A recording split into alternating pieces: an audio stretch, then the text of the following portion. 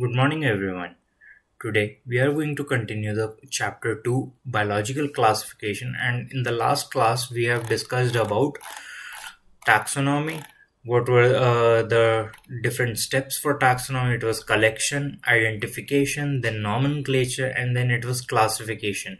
We talked about classification, we talked about identification, nomenclature, different kind of organization which were dealing with the nomenclature of different kind of organisms.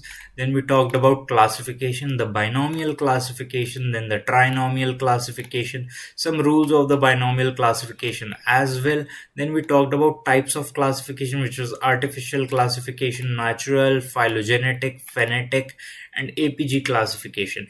Today we are going to talk about different attempts done for classification. First, we are going to talk about Aristotle classification. First attempt of classification was carried out by Aristotle.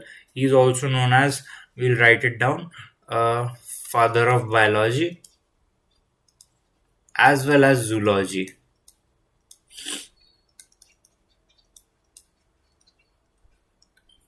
He classified plants as shrubs, herbs, and trees. Shrubs were the you can say small size, herbs were medium size, and trees were the larger size plants.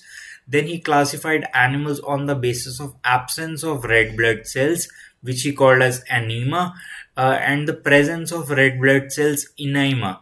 So when you if you have to remember it, you have to correlate with anemia, which is the condition where blood cells are less in count.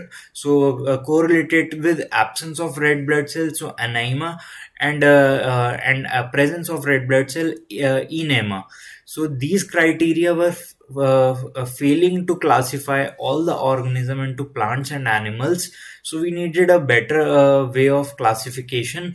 From the Aristotle classification attempt, which was inspiration for many of the later scientists trying to classify organism, there came Carolus Linnaeus classification, which was two kingdom classification, which was somewhat similar to you can say Aristotle classification. Carolus Linnaeus classified everything as plant or animals.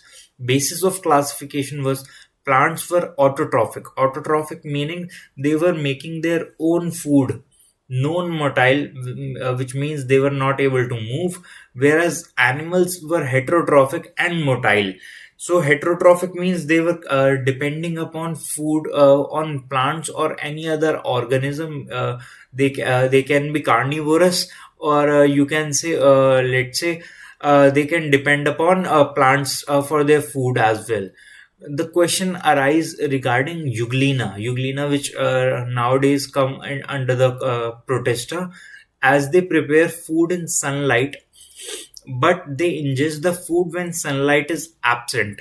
So it was causing a bit of confusion as to where to put the euglena. This two kingdom classification was considered insufficient, as euglena was not able to get a place in the two kingdom classification. Later on, three kingdom classification was given by Ernst Haeckel. So I have to tell you one more thing: the three kingdom classification and the four kingdom classification. These are the two kingdom classification which are not really mentioned in the NCERT, but we have to study it a bit so that we can get to know where exactly does the different you can say kingdoms arise from. So three kingdom classification was given by Ernst Haeckel. Kingdom Protista was added to the list that included all eukaryotic unicellular organism. Eukaryotes, what are eukaryotes? Eukaryotes are those organisms that have membrane bound organelles. Let's say when we have a, let's say this is a cell, animal cell, which is a eukaryotes.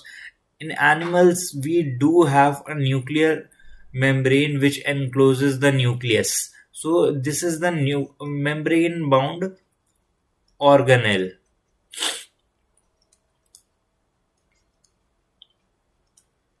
So this classify organism into a eukaryote, whereas prokaryotes, the bacteria, they do not have a membrane bound organelle. This is like the main genetic material which is put inside a nucleoid.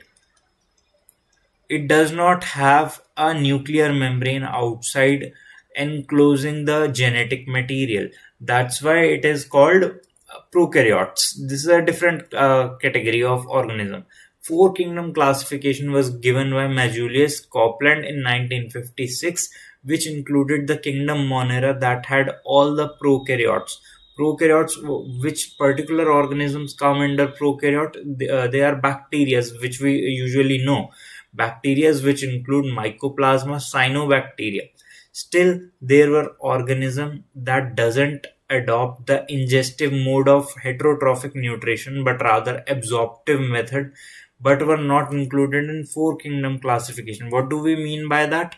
When we say ingestive, let's say there are organism, uh, let's say this is the food particle and this is the or eukaryotic organism. So to get this food particle, they would ingest it. So this food particle would be ingested by it. But when we are talking about fungi would absorb the food. Ingest, you can say ingestion can directly be done from the, you can say, oral orifice, which is the mouth. So we can ingest the food like humans ingest it by the mouth, but fungi absorbs the food particles through their surfaces. Then we are coming into five kingdom classification, which was proposed by R.H. Whitaker. Whitaker proposed that organisms should be divided on the basis of the mode of nutrition, source of nutrition, body organization, reproduction. This is very important when it comes to MCQ, as this five kingdom classification is also mentioned in the NCR, in the newer model of NCRT, and the questions does arise: what are the different characteristics and on which the five kingdom classification was based upon. So according to this system, there are five main kingdoms, which includes Monera, which had the prokaryotic bacteria, Protista with the ingestive heterotrophic method of nutrition, fungi with the absorptive heterotrophic mode of nutrition, Plantae with the autotrophic mode of nutrition, Animalia with the heterotrophic mode of nutrition. Then there was six kingdom classification, which was later on proposed by Carl Woese. Carl Woese further divided Monera into Archaebacteria and Eubacteria. Later on, he proposed the three domain system, which arranged the six kingdom into three domains, which were bacteria, archaea, eukarya. So when we are talking about eubacteria is also called as true bacteria. In some of the books, you would find it as archaebacteria as primitive bacteria. So it was, you can say, said as an archaebacteria was the primitive bacteria which was earlier evolved, and then eubacteria was evolved from it. But later on, it was found out that eubacteria was the earlier, you can say, earlier evolved. Archaebacteria was evolved after it, and then the eukaryotes were evolved after, and eukaryotes that include animals, fungi, and plants. So he also believed, Carl Woese also believed, the all three domains, eubacteria, archaebacteria, and the eukarya. Instead of eubacteria, it is also called as bacteria only. So all these eubacteria, archaea, and eukarya were all evolved from one common ancestor, which he called as progenote. So we have discussed about the inspiration for the two kingdom classification, which was given by Aristotle, then two kingdom classification by Carolus Linnaeus, three kingdom by Ernst Haeckel, four kingdom classification by Copeland, five kingdom by R.H. Whitaker, six kingdom by Carl Woese, and the three domain by also him. So, as I mentioned earlier in the last class, we were going to discuss about taxonomic hierarchy. What exactly is taxonomic hierarchy? As we talked about, if we have to, let's say, we are talking about Homo sapien, right? And we have to put it into a classification. where we have to give it name it under multiple different categories. So the categories would be like, first would be domain, as we talked about three domain system. There will be a domain, then it will be a kingdom. Phylum, this category we use it for animals or the zoological ICZN, you can say organization, ICZN. And division word is used for plants basically. These are the same taxonomical, you can say rank, or the you can say the same weightage is given to both of the taxonomical ranks.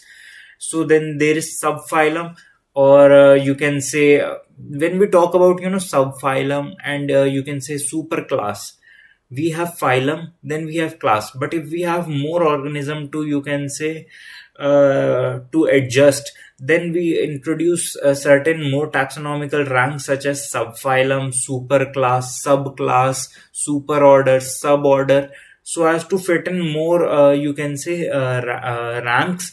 So then we have subphylum, superclass, class, order, family, genus, species. So many a times we have, after species we have subspecies as well.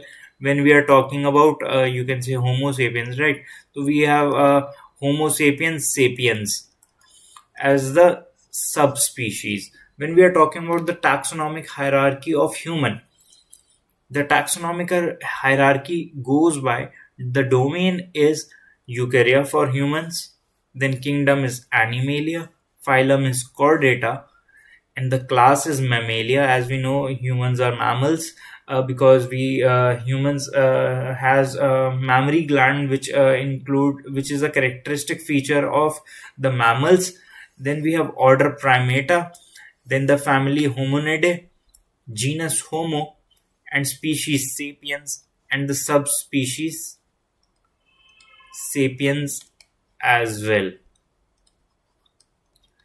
So there will, in NCRT you will find more taxonomical hierarchy of different kind of organisms such as cat, and you can say mango mangifera indica, and you will find much more examples, which is something that I would recommend that you remember, because a lot of MCQs does come from all of these, where they would give you can say names such as primata and ask you which taxonomical rank it is. So you will have to say it is order, or they will ask which hominidae, which taxonomical rank it is. You will answer it as family. A lot of question does arise from it. While I'm telling you a lot of things which are not mentioned in NCRT, such as three kingdom and the four kingdom classification. These are not really mentioned in the newer versions of the NCRT. But why I am explaining this, because you have to understand why exactly Protista came to the light, and how exactly does the Monera kingdom, or the prokaryotes or the bacteria came into light. So my main vision is so as to provide you not just the material for Neet, but prepare you for the subject biology, because biology is much more vast than Neet itself. So we have to study, like, if we study 120%, then we are going to remember 110%. But when we are going to the exam, then we are going to perform 100%. But the marks that we will get is somewhere around 95%, and that is more than enough to get you a good place in, you can say, a good government medical college. This is what I aim for my student, and I hope you all will achieve. So that's all for the class. What we are going to discuss in the next class, we are going to discuss about archaebacteria. The whole class will be dedicated to archaebacteria, and that will be the third class. And the fourth class will include Monera. Archaebacteria class would be a bit smaller, and the Monera class would be a bit longer, because it has a lot of features that have to be included in it. So fifth class will have cyanobacteria, mycoplasma, which are also part of Monera. Mycoplasma plus introduction of protester. So I'll try to, you can say, categorize my classes on the basis of the topics, but rather instead of the duration. So I try to arrange the class in an order where we can complete a certain topic to the full extent. So thank you all for watching this video. If you like the video, do give it a like and subscribe and turn on the bell notification. Thank you so much. Bye.